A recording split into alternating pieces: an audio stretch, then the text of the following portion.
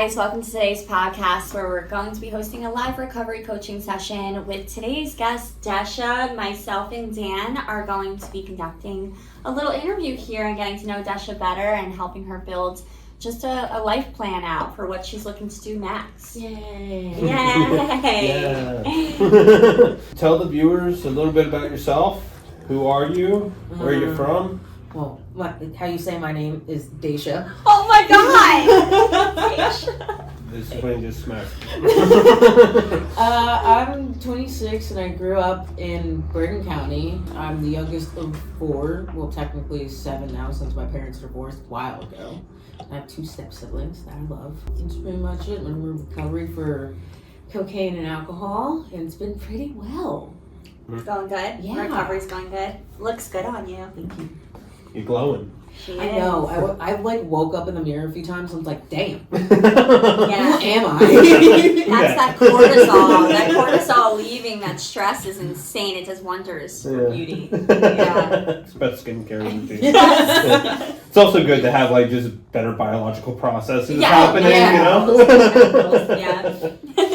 Do you have like an aha moment that like got you to the point like I want recovery, like I can do this? Probably 2 years ago, I want to say, like at my lake house, I was just like pounding back like alcohol, and it was like, oh shit. And I was like that sloppy drunk. It was disgusting. Did you embarrass yourself and like? Oh yeah, in front of my grandma, and I like literally cried. Oh, that's Yeah. Those moments like that you're just like, oh, I can't believe I did that. Yeah. Mm-hmm. That really just happened. Mm-hmm. Yeah. Waking up that next day is always the worst. Yeah, no, and then I got like kicked out of a Zach Brown band concert because I was. You had to be rowdy. I wanted to go smoke a cigarette, and then I was just like cursing out the security guard. My dad was like, just leave. You're done. Oh, your dad kicked out. Yeah. You're done. You're done. You're done. So through those moments, of extreme embarrassment because we're not really there, you kind of came to the conclusion I need to do something about this. Yeah, I was like, I need help. When I went to my parents, I was like, we should probably put me in rehab because this is a no bueno. Okay. Yeah. So you said yes, I need to do something about this, and got yourself into treatment. And then how long has it been since your last use? 5-6 months. Okay. All right. Coming up on that half year. Yeah. Oh yeah. All right. And Awesome. I'm nervous about it because you hear all those stories about like, I made it half a year and then the nerves came, the fuckets came, and then the whole thing starts over again. Don't focus on negative stuff, right? Yeah. Because wherever we look is where we end up, right? That is true. In terms of your recovery, how well do you think you are fulfilling the recovery aspect of your life, 0 to 10? I want to say 8 because there's always room for improvement. I mean, like, I love working at Columbia. Shout out to them. And I've been more aware of my, I want to say communication with my parents at least, because still building that trust with them is going to be like a long road ahead. Yeah, I mean, building trust back with family takes a while. Yeah. It's going to take I remember the day I finally got it back from my parents. My dad left his wallet on the counter for the first time. And it was about probably a year and a half into my recovery. I almost had shame that I noticed. Yeah. Like Yeah. Why am I looking at his wallet again? But I was like, wow, they trust to leave things around that I'm not gonna take it, and I respect their stuff. And that was huge. So what are some trust things that you're working on with your parents? A lot more of communication. I mean, a few days ago, my dad drafted a contract for me for the car that I'm using, which is in his name, which was a very big step for us because I didn't have that car for a while. And he was like, I'm giving this to you just so you know, you relapse again or you fuck up in any type of way, I'm taking it away and that's it. What's good for those boundaries, to be set? Do you feel like what came up for you when he hit you with hey, we're gonna have a contract? I thought it was fair just because of past instances of driving under the influence and whatnot. So I think it was very fair of having those boundaries and setting a goal of I'm gonna trust you, but here's a contract so you know what is up. Yeah, what I'm expecting from you really on his end too. I know, like, for me, before I wound up in substance use, I had a DUI back when I was 22. I obviously didn't think I had any sort of issue at that time. But my mom, she made me put the breathalyzer in my car for, it was 2 years. I had to keep that thing in my car. I even learned how to rig it, which was terrible, but I did. And yeah, so it was terrible. But like, I swear, like, getting into recovery, building that relationship back, like, I always say, like, my mom's so similar to like Dan's mom. Like, they love you so much, and they have like such a unit for the way things work. And when you're like kind of a creative spirit, it's hard to follow in their way, but once you talk their language, it's like a new human in front of you, you know? Yeah, and that's what I've learned in like therapy at relevance is like you kind of have to put your communication aside, but like you have to align it with theirs. Yeah, like meet them where they're at. Yeah.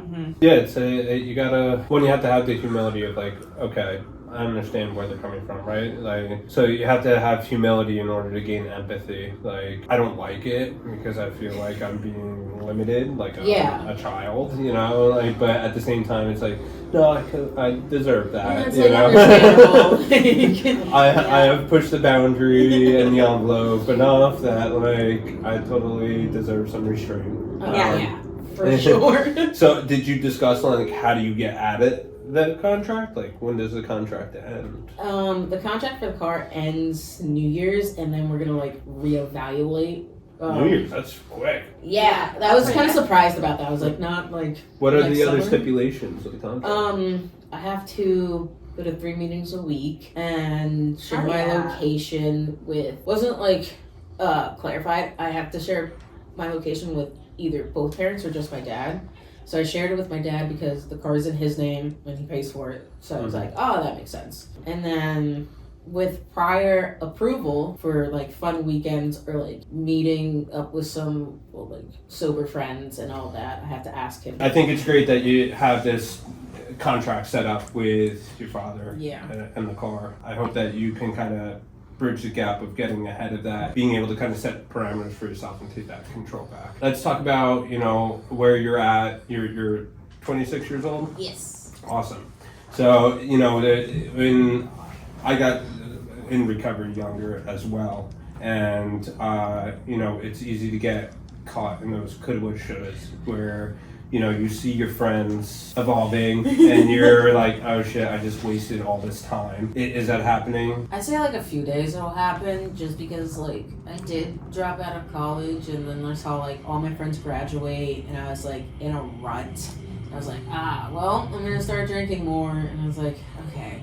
And then like I was a really good student until I hit like college, and then I found like everything under the sun. So I started drinking more, met this guy, kind of threw everything away for this guy, and then went back home, and my parents were livid with me, which is understandable. I dropped out of college and I was doing well. Were they paying for college? Yeah. Been there. So Been there. I was like, oh great. Then I just went on this like whirlpool of just like going out, drinking gin jugs, and it was just absolute chaos. And I see my friends now, kids, marriage, some are still single, and just like living their life, and I'm just like, oh, I'm here, I'm hanging out.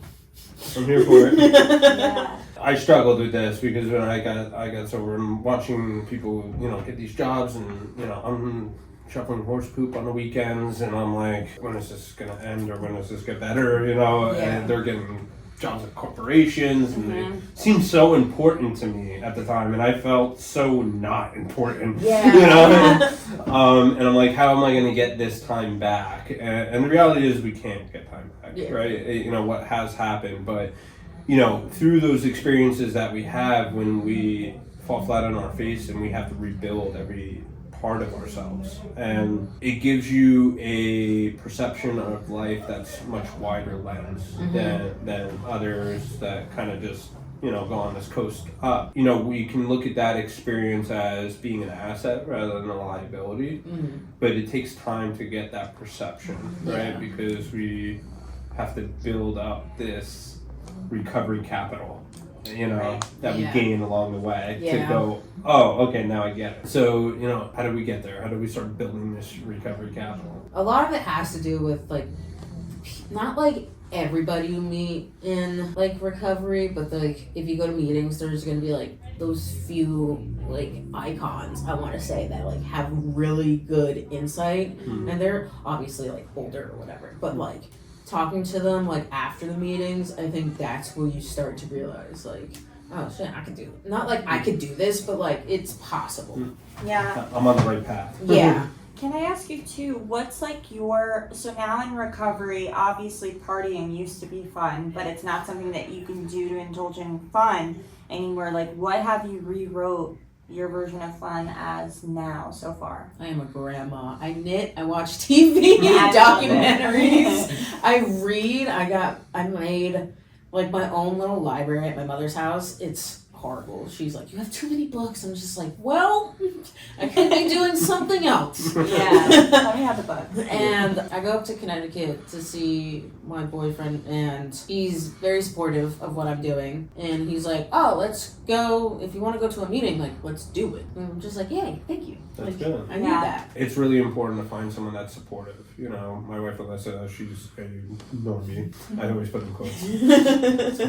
I think it's good to date someone that maybe isn't in recovery because, relationships are hard enough, and then you bring in extra level of issues. But it's important, if you're going to date someone that's outside of recovery population, that they at least respect that you're in recovery and that there is a structure that you're going to follow for yourself, because we don't need an excuse not to do what we need to do. And if you have someone that's not supportive of it and doesn't understand and respect it, then it's easy to convince yourself that it's okay because they're not bought into what you need to do as an individual. And I've had to, not like a lot of friends I had to cut off, but like certain amount of friends I had to like be like, I can't do this friendship just because you don't respect what I'm doing for myself. Like the growth that I have made is very important to me, and they're just like, oh, like, you can have one drink, you can do this, and it's like, no, I literally cannot. Right. They don't understand. Because this will happen, and that will happen, and this will happen. I'm breaking out in handcuffs. It's just like, oh, well, I told you what was going to happen. Right. I have to say, too, on like the cutting friends off, that was hard in the beginning because, not all my friends did the drugs that I was doing. Yeah. Like, they drank or whatever, but they experienced a lot of the trauma with me, like whether it was the domestic violence or if it was just me being incoherent on opiates or detoxing from, and there's some friends that even though they respect my recovery and they wish so well for me, the most I could be is a pen pal to them, because like sitting in their environment just brings me back to like that person. Yeah. I don't want to meet the other side of myself Yeah. ever again. Yeah. So you're here now. Yeah, and I'm hearing a lot of excitement. You're loving like your new life, or at least what it's bringing to you. Like, and, at this point, you're glowing. And like we spoke before, you're rebuilding a relationship with your family. At least you know what's to come tomorrow, right? You're not waking up with regret and all that good stuff, all that fun stuff. Right? What are your goals right now? What are some things that you want for yourself? What do you want to come over the next 6 months? I want to build more of a relationship with my family. And I'm excited to see that happen. I want the quote-unquote adult job that people have. But I understand, like, I'm starting at the bottom of, like, just being a sales associate. But I like working there. I have really nice coworkers. We all mesh well together. I want more growth for myself and see the potential I can have for myself. Because that's more exciting to me. Because I've gained a lot of insight, like, about what I can do and, like, who am I as a person and what I want to represent and people to see. I want to break these down a little bit in better detail. When you talk about the potential, let's start there. In what aspect do you want to see that potential? There's so many different areas of interest that I'm in, right? So what's my potential in my education? What's my potential as a father? What's my potential as a son, right? Yeah. Do you have a specific thing that you want to see from yourself? I want to see more success in my work life. Okay. Also, like, the potential of, like what you said, of being, like, a child of parents because like I see my siblings, I got nieces and nephews. I don't want, like, I'm not the black sheep of the family, but like I'm kind of like outskirts and not really like in tune. So the potential of like being that sibling, being that daughter, and like actually quote unquote not trying to be the golden child, but like the my parents can like brag about me. Is it a perception that you're the black sheep, or like, is it a self-perception? Yeah. So you don't think your parents actually think that of you? No. Okay. It's how I see myself. Okay. You want to show up and be what they see. Yes. Essentially. Yeah. Okay. Yeah. I love that. That's amazing. Fantastic goal. I was gonna say too, like something that you shared early on about like even how you got clean. It sounds like there's so much self-love there, even when you were at your lowest. Like because you're like, this doesn't even make sense for me. Like it kind of sounded like, what am I doing? I need to like, you value yourself. Yeah. You know. I was before all of this. I was an athlete. I was doing great in school. I was on honor roll. I was like doing great job. My parents would be like, oh yeah, she's in varsity, like she's so great at school, even though like I not like overcame, but like I powered through like learning disabilities in school. Like I have dyslexia, so not like beating that, but like powering through like made me really proud of myself. Hell yeah. We got to counteract. Like I think I spoke about this a little bit before in one of our other podcasts. That like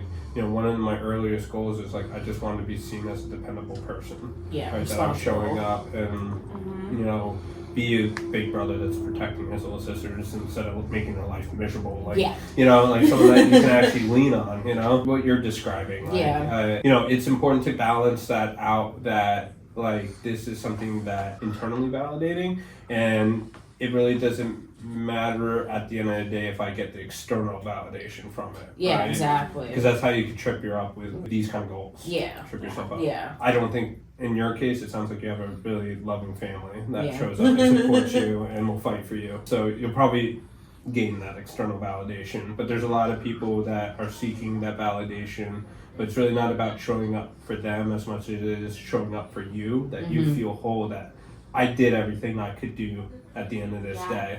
Yeah. I contribute to the family as much as I could. Yeah. Right?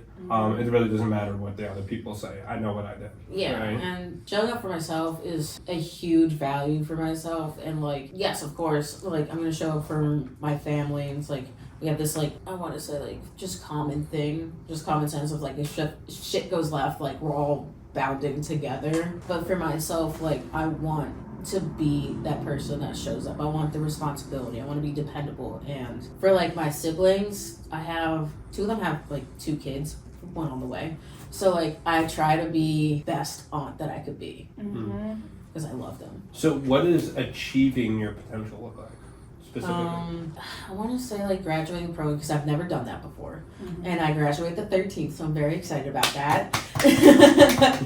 And continuing to do my meetings and building a recovery network, which I'm still building because I don't want to pick like the right people, but I want people that will like build me up in a sense. And if I need help or any questions, they'll be there. Yeah, I always say when you're trying to build a recovery network, and I hate to limit a recovery network to just people that are in recovery, that are people that are in my recovery network. Most of them that helped me the most were in recovery themselves, but they answered a piece of me that I was seeking. I always say like surround yourself with people that there's aspects of them that you want to be or you want to obtain. Right? Yeah, exactly. They always say if you want to be a millionaire, hang out with millionaires. So you're going to pick up traits of those people that you want to emulate in some capacity as long as you surround yourself with them. Right? Yeah, that's why, well, not to go back to family and like idolize my father, but like that's why I admire his work ethic so much, because like dealing with the amount of kids, 5 kids, and like still, he's not like quote unquote a workaholic, but I see him as that, but like he makes sure like the job is done and also like caring for us and making sure that we're good. Yeah. He's a provider. Yeah. Making shit happen. All right, so we want to, in terms of our family relationship, you have a couple different goals to kind of break down there. Like, one, you want to gain back trust, right?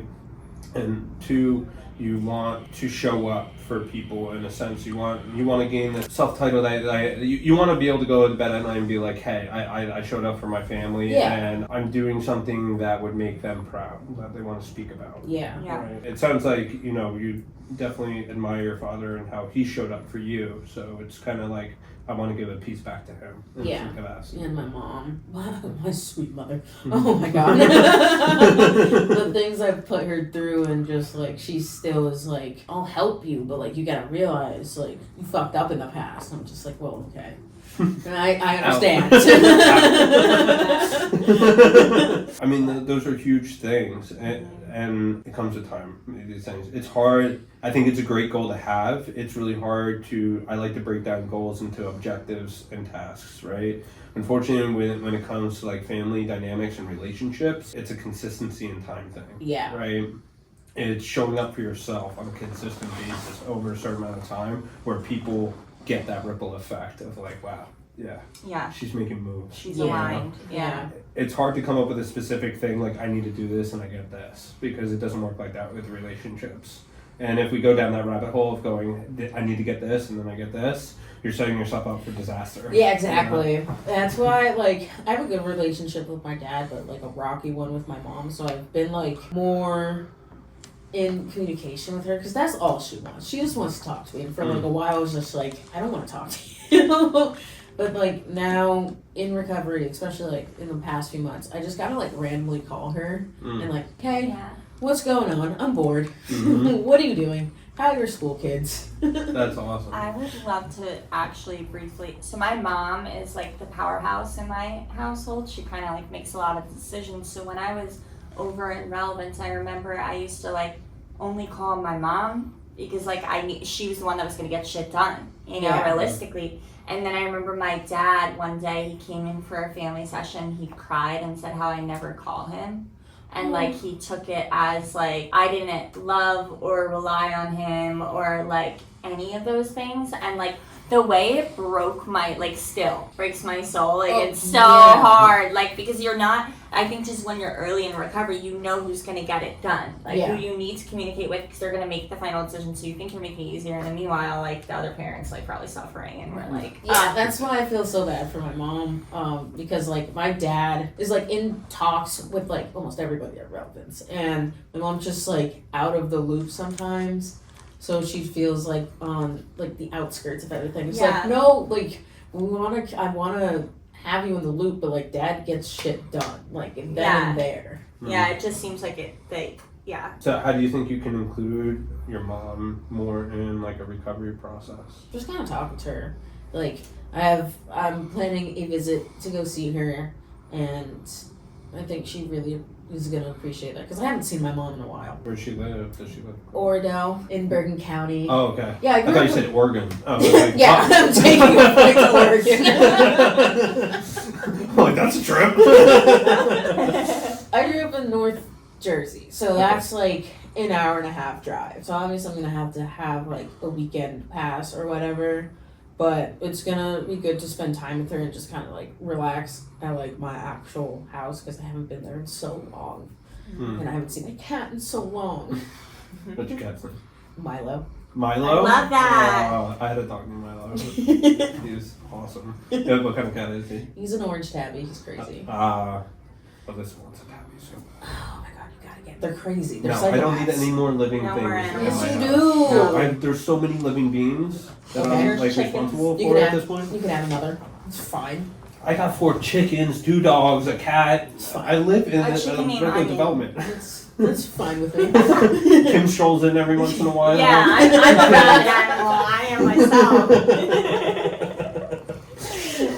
So, when it comes to these relationships, you nailed it on the head. Like communication, like that consistency over time, like and being transparent. being firm in your beliefs when needed and setting that boundary. When you're building trust within the family dynamic, at first in early recovery, it's kind of like bow down and take the humility, like, you gotta be humble. I know what I gotta listen to you for a little bit. And then, it turns, the dynamic changes where you start getting stronger, where your father might still be worried. He might still be trying to like sequester you and go like, no, like you need to take it slower. Where, it might come into a time where you need to go, no, it's time for me to fly, right? Yeah. And it's hard to say when that's going to be, but that's a very real possibility ahead of you that might come. But communication is going to be key. Like, develop those communication skills while you're kind of following the path that they're setting for you. Yeah. So that you could build those up for when a time comes where you need to stand your ground. Right? Because that confidence is needed, and I've seen a lot of people get taken out at that point where, like, I need to start standing up for myself and I need to spread my wings and fly, but feeling the guilt and shame of making a move like that. Yeah, it's scary. Yeah, it is. You're still early on. You got a little while to go, but the time will come, and mine came in several. It wasn't just like one singular thing. Like it came like when I moved out of my house, and then my mom and I we went in business together, so like everything was very integrated with each other. And we did, we created like this whole model together. And at one point, like my mom suffered from a lot of PTSD from what I put her through. So she was like this, like to me the whole time. And when I got to the point where like, no, I can do this on my own, she's like, no, you can't. So it got a little rocky that we had to have some serious conversations with each other, and it was important that like I developed those communication skills with her and had the confidence within myself to set those boundaries when I needed to. Yeah. Another thing with these relationships, I love that you're taking time to visit. That is also having that FaceTime one-on-one. But you might want to take it like a step further where it's like a scheduled thing, like it's a structural thing, like, hey, I visit mom once a month. Yeah, that's what I'm going to try to do, at least, because after like my parents' divorce, my parents did like a system of like every other week, like 1 week with mom, 1 week with dad. So I'm going to try to do that. It's like get two parents, like kill two birds with one stone, like see my dad like one weekend and then later down the line see my mom. Having that FaceTime is important, and then also you're showing up for them, right? And you're scheduling something and you're keeping to a commitment, and like that there's so many lessons and bonds that are created with doing something of that nature. It was important for me to do that with my sisters as well, and it sucked when they grew up and went to college, and then I didn't get to hang out with them anymore and go on my sister dates, and I was like, wait, what do I replace this with? They're gone now. But it created those bonds back. Maybe when you go and visit, next weekend you said you were in there? Yes. Yeah, next weekend. So when you sit down with her, like, before you leave, schedule the next one. Yeah. And it will mean so much to her that, like, you're, like, thinking that far ahead. And really, it's holiday season, so you could kind of schedule your, like, holiday plan with her realistically. Thanksgiving is going to be with my dad's side of the family, so that's a crazy time because I have to go all the way up to upstate New York to go to our lake house, and was like, oh, you could sleep over, and it's like that. And I was like, well, if I get nervous at Thanksgiving, because like my dad's side of the family is very Irish, so there's gonna be a whole lot of people drinking there. I told my dad, I was like, hold on, if I get nervous, I'm not staying for the whole time. Like, I'm going to leave. And I'm gonna go to a meeting and then like probably just stay at the house. So like I'll pop in. How did he respond to that? He's like, that's fine, but like make sure you spend time with like everybody. I was like, well, I'm gonna do what I need to do first. Yeah. See, that's you taking charge, right? And going, hey, yep, I'm all for it. I'm here for it. I want to show up. I'm excited for it. Yeah. But, I know what goes on, at these parties, been here, done that, if I start to feel the type of way, this is what I need to do for myself. So just give me a heads up. And I don't know what's going on with Christmas because, like, I think last year I was at Christmas Day with my mom, so it's going to be Christmas Eve this year. So, obviously, I'm going to probably, like, stay over. But I also I got to tell my mom that, like, it's going to be a lot less drinking, but, like, still being overwhelmed with everybody and, like, my siblings, nieces, and nephews is going to be like, okay, well, I'm going to go outside, I might vape a few times and come back. Right. Holidays are always like weird. Yeah. I'd much rather everybody like just go about like what they normally do, and then like I'll change me. Yeah, to accordingly. How I need to. You know, Yeah. my family kind of took the approach like we're not gonna have drinking in the house, or we're not gonna do our annual Christmas party because and I didn't like that. Like I felt like everybody's kind of giving up something for me. I'll never forget. I went to a wedding. It was my cousin's wedding, and it was when I first got clean. My uncle walks up to me and my ex were both in sobriety. I think he was my boyfriend at the time. We're both in sobriety, and he's like, "You guys want a shot?"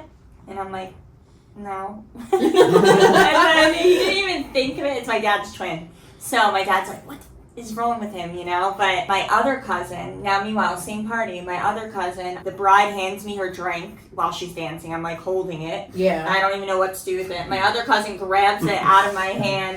And then I tell my mom it later, and she's like, "I'm honestly more offended at her grabbing the drink out of your hand than I am by him offering you the drink." And I'm like, you know what? Now that I'm insulted. And it was so funny because I remember first time, like, why did he just do that? But it's like he sees me as normal. Yeah. You know, and she's really thinking really cautiously and caring, but, you know, you could take it. And holidays are hard for me. I have ADHD, so like that overstim is so real, and I like will hide in the bathroom to just hide because I know nobody's gonna bother me in there. I'm like, I need 5 minutes every 5 minutes in here. Overstimulation, especially with my large family, is real. I'm just like, I have to go sit in my car for a little bit. Yeah, Leave me alone. But it's important that I mean that's huge that you know what you need and you have the confidence to stand up for yourself and ask for those things. And again, it comes down to communication, like preemptively, hey, I see these obstacles coming my way as a possibility, so I'm just letting you know what I'm doing so I don't get the 21 questions from my needs. So going back to the potential, just to break it down, like in terms of job, you said you're happy as of right now, but you know, obviously you're looking for the quote-unquote big girl job, as you put it before. What does that look like? Like, what do you define as a big girl job? I had this opportunity and I blew it because of, like, my addiction. But I had the opportunity to be a financial advisor and be in stocks with a family friend's private firm in the city. So I want that back. So I have to pass, like, a few exams and do that. And then I could at least ask for the job back or do my own thing because I have those certifications. Are you managing stocks? Like managing people's accounts and all that for stocks, and then like putting things in. Okay, and that's something that interests you? Is it a passion? Yeah. Okay. So what is the schooling that you need to complete for that? You just have to pass certifications, which is like the Series 7, Series 64, and all that. Have you taken the exams prior? No, but I've been studying. Okay, that's awesome. Good. So do you have like a timeline that you're giving yourself for this? I want to shoot for like April. So I have enough time to actually like get things done, and then like my mom's a teacher, so I'm gonna ask for her help too. And what is the like ramp up time with, you know, like you pass the exam, say? Yeah. Right? And so do you have a place that's going to hire you? Do you have to wait to like apply to different places? I'm not sure, but I'm gonna ask like my dad's family friends if I could like join the team again, because I really liked working with him, because it was easier in a sense because he was able to like ease me in, because he has 2 offices, one in Ridgewood, Bergen County, and then one in the city. I was able to like split that, so I didn't have all of the overwhelming overstimulation of the city. Is it commission based, or is there like a base salary? Do you have to go through No. No? I'm just there. No, how do you get like paid? Is it commission based or is it... No, it's like hourly based, so I was making like 22 an hour. Okay. And I want to say like every 2 weeks I would make almost $2,000. So that there's like a bonus structure commission for the accounts that you hold. Yeah. I'm just learning about it just so I can make a plan for you. You know, we want a budget. Like, it's awesome you're on this path. Like, you're already... horrible budgeting. Okay. That's why I bring it up. Because, you know, like, when you want to make a career move, it's not like there's all this work that we have to do. to either learn a new skill or get the degree, whatever it is that allows us to do the thing that we want to do. Yeah. Right? And then we go through this interview process, we get the job, and then there's a lag between finances. And sometimes when it's like a commission or bonus-based job, at least you got that base of that hourly wage. But, some jobs are purely commission-based or job-based, per diem-based. So when you switch into that, all of a sudden there's like a month lag of finances, and you're like, oh shit, my dream is dead. The house is getting taken away. So that's why I'm asking you these questions, just to kind of figure out, what obstacles may be in your way there. But it sounds like you kind of walk in and at least you'll be baseline. Yeah, and then there's obviously there's bonuses, but that's Christmas bonuses or whatever. And that $2,000 commission, you said that's every month or every quarter? No, I think she was saying she makes about $2,000 every 2 weeks. Yeah. Oh, okay, on a paycheck basis. Yeah. Okay, gotcha. Okay, that makes sense. Do you feel like that will be you'll reach your potential, quote unquote, with your professional career when you hit that marker? That's your stake right now that you're. I think it's for? a checkpoint for me. Yeah, of course. But there's always I want to be certified in the Eastern Seaboard. Because I am able to be in New Jersey, New York, and certified to do stocks, but I can also become certified in Florida or Virginia. And now something that I just know about you, Desha, because I do know you a little bit. At one point, you were looking to relocate. Yeah. Is that something that's still on your mind for within what amount of time? There is no time for that. Okay. I want to be here for as long as possible, so I can focus on myself. Good for you. I just want you to know, last time that we talked about it, Desha was ready to move next week. Yeah. I was dipping. Yeah, so good for you, girl. You still struggle with that? Wanderlust, maybe? Roblox? Wanderlust? I thought to move. Wanderlust? Wanderlust? Dreams. That spontaneousness. It starts with an I. Impulsive. There you go. Impulsive. Oh. I don't know why my brain's not working today, but I can't come up with words. that impulsiveness of you get this idea and you just go at it. Yeah. Okay. Wholeheartedly. All right. So yeah, I'm learning. I'm learning about you. So because you do put your ducks in a row. You're obviously very intelligent and you're very capable. And you've overcome some adversity prior to any kind of substance use or abuse. Yeah. So you have such a great recovery capital just from what the feeling is when you're doing things right. Yeah. So you know what you're chasing, which is huge because when I'm working with somebody that doesn't know what that feels like, they're chasing something that they have never come in contact with, right? So I'm trying to describe something that they're does it even exist, right? Where someone that has experience overcoming adversity, achievement, status of some whatever sort, getting on roll, something of that nature, the feeling that you're chasing, which is huge. You got yourself set up. So the next comes is the boredom aspect, right? Yeah. And that instant gratification of I want what I want and I want it now. Yeah. And I have the capability of doing it. I could just leave, but there's Yeah.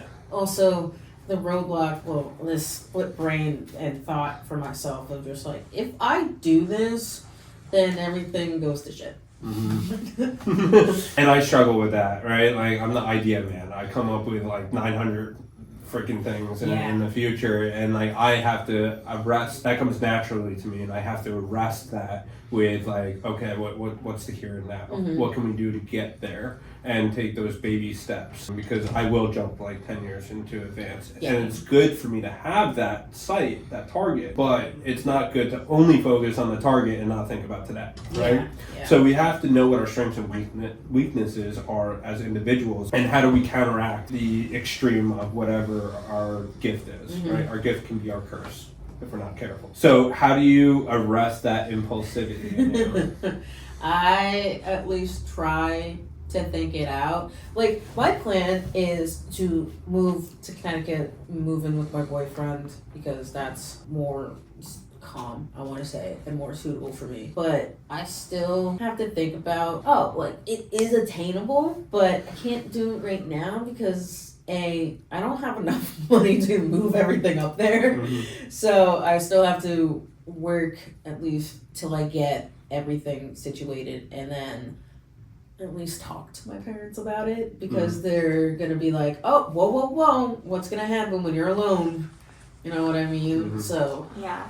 And impulsivity for me is like constant. I mean, like, I'm like, you tell me something, I'm already like inventing like 50 ways I could do it or something in my head. So like, I mean, for me, the major thing is like just talking to people, especially like my parents, or like I call Dan's wife all the time, like, and she'll just like tell me like, you sound insane, you know, and I like need that. Like, she'll be like, who is they? And I'm like, I don't know.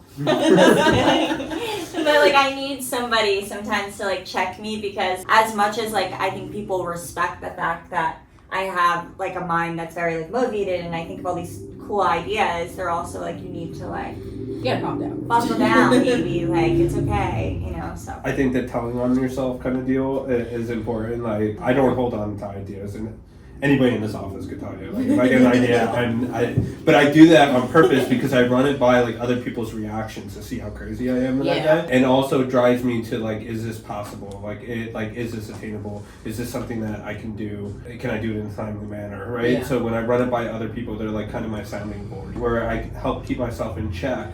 But I'm also doing like cost and benefit analysis while I'm doing it. Right. For instance, when you're talking about moving to Connecticut with your boyfriend, you know, if you did that tomorrow, what are your costs and benefits? Oh, you know, and they're going to be much different than if you do it 6 months from now. And most of that's probably surrounding your family and that trust factor that you're trying to build. Like, if you just impulsively moved away from them after they provide you all the support and love, they're going to be like, what the fuck are you doing? it's gonna be like harder work to get back. Yeah. I know, I don't know for you, but if I do the impulsive move, there's shame and guilt that comes with that, right? After I do it. But I also have an ego that I'm like, well, too bad. You know? Yeah. Is that you too? Yeah. And then you just like sit in your own shit and you make it worse, kind of deal. Yeah. So so this is a big thing that you need to continually work on. Yeah. It's not gonna go away. I'm just letting you know. No, I know. Yeah. Especially with like, oh my god, especially with like shopping. It's so bad.